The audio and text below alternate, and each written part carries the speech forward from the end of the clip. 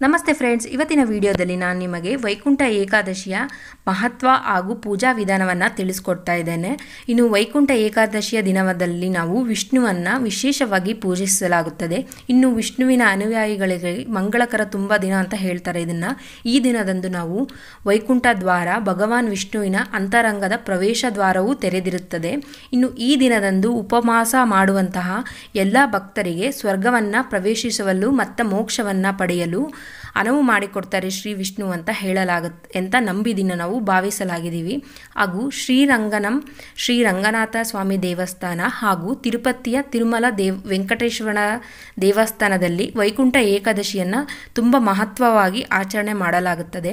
ಇನ್ನು ಈ ದಿನ ಭಕ್ತರು ಏನು ಮಾಡ್ತಾರೆಪ್ಪ ಅಂದರೆ ಕಠಿಣ ಉಪವಾಸವನ್ನು ಆಚರಿಸ್ತಾರೆ. ಇನ್ನು ಸಂಪೂರ್ಣವಾಗಿ ಉಪವಾಸವನ್ನು ಮಾಡಲಾಗದವರು, ವಯಸ್ಸಾದವರು ಮತ್ತು ಮಕ್ಕಳಂಥವರು ಹಾಲು ಹಣ್ಣುಗಳನ್ನು ಸೇವಿಸಬಹುದು. ಅವರು ವಿಷ್ಣುವಿಗೆ ವಿಶೇಷ ಪ್ರಾರ್ಥನೆಯನ್ನು ಸಲ್ಲಿಸ್ತಾರೆ. ಇನ್ನು ವೈಕುಂಠ ಏಕಾದಶಿಯಂದು ರಾತ್ರಿ ಜಾಗರಣೆಯಿಂದ ಕಥೆಗಳನ್ನು ಕೇಳಲು ಮತ್ತು ಹೇಳ್ಬೋದು. ಇನ್ನು ಭಗವಾನ್ ವಿಷ್ಣುವಿಗೆ ಭಜನೆಗಳನ್ನು, ಹಾಡುಗಳನ್ನು ವಿಶೇಷವಾಗಿ ಸಂಜೆ ವೇಳೆ ಭಕ್ತರು ದೇವಸ್ಥಾನಕ್ಕೆ ತೆರಳಿ ಅಲ್ಲಿ ದೇವಾಲಯಗಳಲ್ಲಿ ಈ ರೀತಿಯಾಗಿ ಭಜನೆ ಮತ್ತು ಹಾಡುಗಳನ್ನು ಹೇಳುವುದರ ಮೂಲಕ ಆಚರಣೆಗಳನ್ನು ಮಾಡಲಾಗುತ್ತದೆ. ಇನ್ನು ವಿಶೇಷವಾಗಿ ನಾವು ಭಗವಾನ್ ವಿಷ್ಣುವಿಗೆ ಓಂ ನಮೋ ಭಗವತೆ ವಸುದೇವಾಯ ಅನ್ನೋ ಮಂತ್ರನ 108 ಸಾರಿ ಹೇಳ್ತಾ ಪೂಜೆ ಮಾಡಿದರೆ ತುಂಬ ಒಳ್ಳೆಯದು. ಪೂಜಾ ವಿಧಿಯನ್ನು ಹೇಳ್ತೀನಿ, ಬನ್ನಿ ನೋಡೋಣ.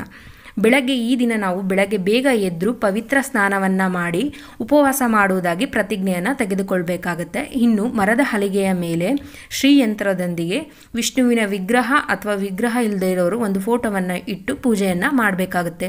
ಇನ್ನು ವಿಷ್ಣುವಿಗೆ ನಾವು ಧೂಪ, ದೀಪ, ನೈವೇದ್ಯ 16 ಪದಾರ್ಥಗಳನ್ನು ಇಟ್ಬಿಟ್ಟು ವಿಷ್ಣುವಿಗೆ ಪೂಜೆಯನ್ನು ಸಲ್ಲಿಸಬೇಕಾಗುತ್ತೆ.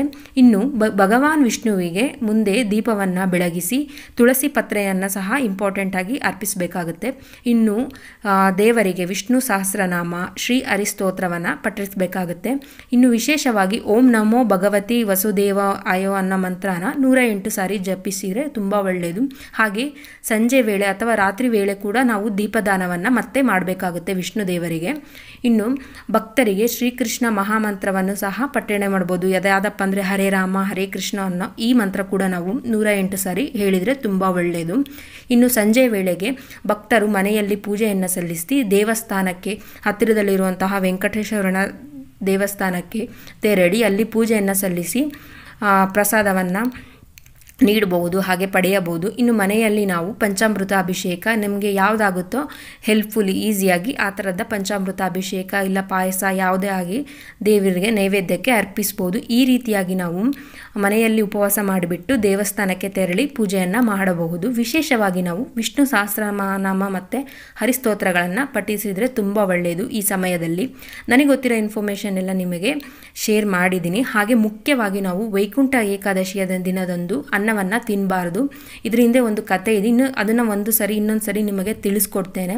ಇನ್ನು ಆದಷ್ಟು ಉಪವಾಸ ಮುರಿಯುವಾಗ ನಾವು ಸಾತ್ವಿಕ ಆಹಾರವನ್ನೇ ತಿನ್ನಬೇಕಾಗತ್ತೆ. ಅಂದರೆ ಬೆಳ್ಳುಳ್ಳಿ ಗಿರುಳ್ಳಿ ಬಳಸದೇ ಇರುವಂತಹ ವೆಜಿಟೇರಿಯನ್ ಅಂದರೆ ಸಸ್ಯಾಹಾರಿ ಆಹಾರವನ್ನೇ ನಾವು ಸೇವಿಸುವುದರ ಮೂಲಕ ಉಪವಾಸವನ್ನು ಮುರಿಯಬೇಕಾಗುತ್ತೆ. ಅದು ಯಾವ ಸಮಯ ಅಂತ ಕೂಡ ನಿಮಗೆ ಹಳೆ ವಿಡಿಯೋದಲ್ಲಿ ತಿಳಿಸ್ಕೊಟ್ಟಿದ್ದೀನಿ, ಅದನ್ನು ನೋಡ್ಕೊಂಬನ್ನಿ.